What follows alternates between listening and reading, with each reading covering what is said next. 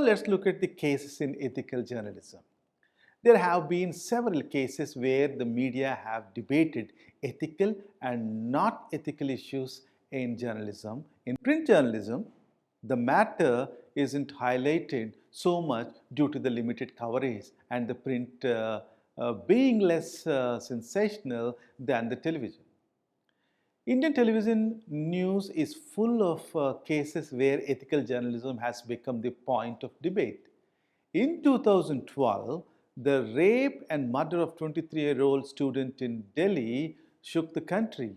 For a few weeks, the country was engrossed in the news without blinking an eye. The four convicts of the crime were sentenced to death by hanging.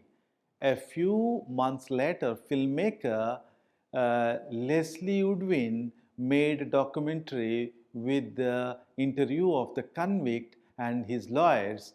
It was to shown in NDTV, but the police moved to the court demanding that the movie shouldn't be broadcast. Not only were the people but media houses divided over the broadcast of the film. While NDTV and First Port supported the broadcast, Times Now said that it is unethical as it defames the victim.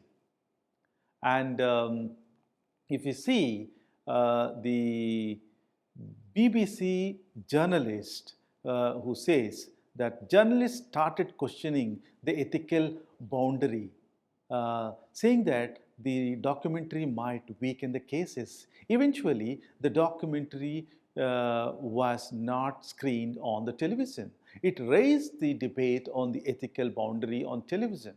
There are other instances where the unethical reporting of the newspaper has led to major damage. Unethical journalism not only hurts the media, but it has a large purveyor within society. Two examples from broadcast and print journalism are as follows. During the 26 by 11 attack in Mumbai, the terrorist attacked multiple locations in Mumbai, caught people's attention in 2008. It was big news for the television, which aired the coverage of the incident for over 60 hours as terrorists were in hiding at the Taj Mahal Hotel after the attack.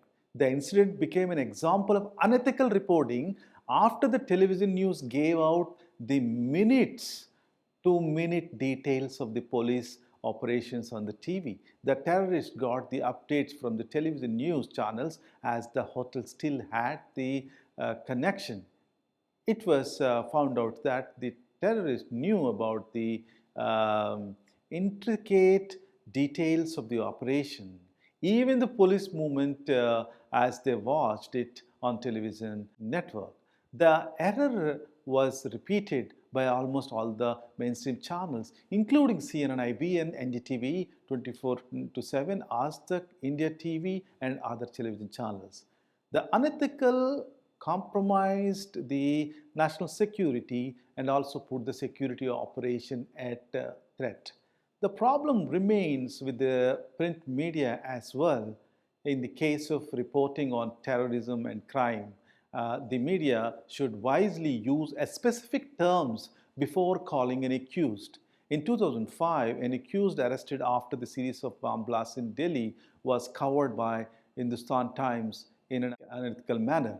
The report was titled, "This is the 29 by 10 bomber," and it describes Shah was a high-ranking Lashkar-e-Toiba operative who planted a bomb in DTC bus in October 2005. After spending 11 years in jail, Mohammad Rafiq Shah was acquitted of jail charges. The report, based on the police narratives, described him as a bomber who was on a mission to create widespread destruction. So here, though Shah was proved innocent, still the news published about him famed him and proved him guilty in front of the masses. Now let's discuss the code of ethics for journalists.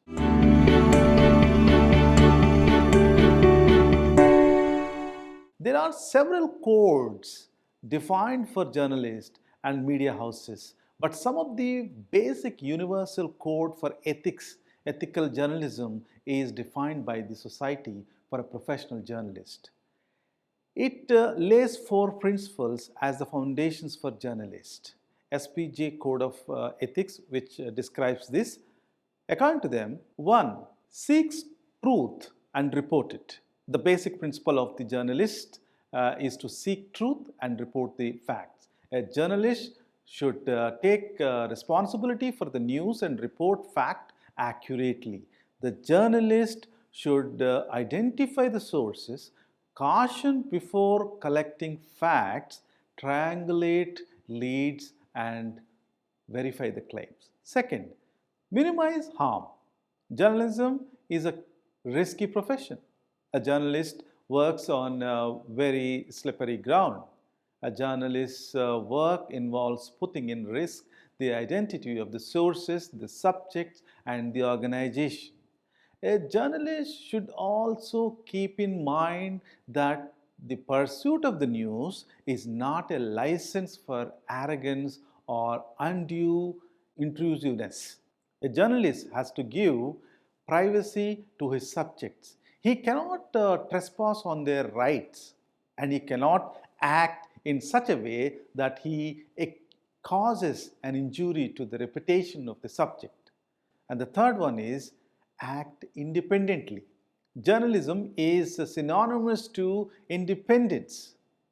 The biggest threat and challenge to journalism are governmental institutions. A journalist has to report against the government and hold it to account.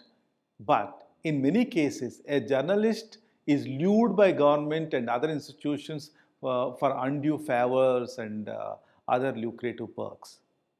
The fourth, be accountable and transparent. A journalist should be accountable to the fact or facts he reports. He should make choices wisely and be honest, encouraged to realize his mistakes, if any. He should be quick to respond to any accusations or questions regarding his accuracy and journalistic practice. Apart from the codes mentioned above, other ethics like confidentiality of the source should be kept in the account. Source-based journalism is widely practiced in case of government policies, conflict, defense reporting, and national polity. In such cases, there are no other options to gather information except getting it from sources. The anonymity of sources is kept in the account to protect the sources. An emergency like terror attacks, infiltration, or a right demands a special care before breaking the news need to be taken.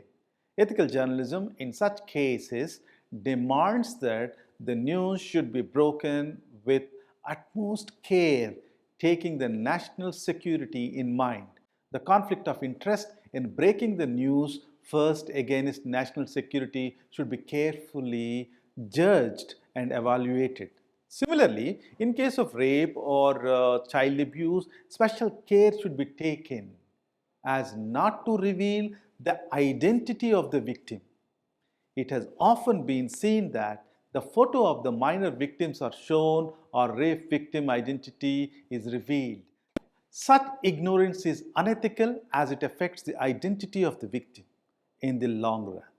In the globalization era, there is a stiff competition between media houses for viewership, readership, and other ratings to get advertisers.